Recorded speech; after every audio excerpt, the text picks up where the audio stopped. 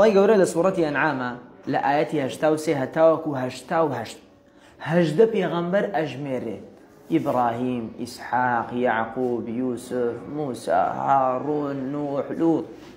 زين دوایەوە چیان پێ ئەفەرمێ؟ ئەفەرمێ: وەلەو ئەشرەکوو لەحەبیط عنهم ما كانوا يعملون.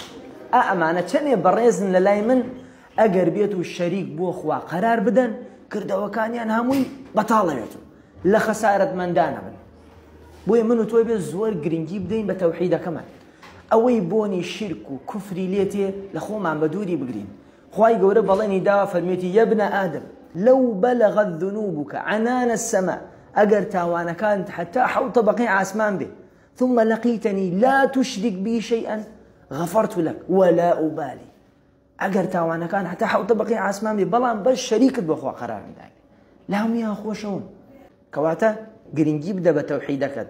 تەوحید لەگەڵ پێغەمبەرانیش مجاملە ناکرێت.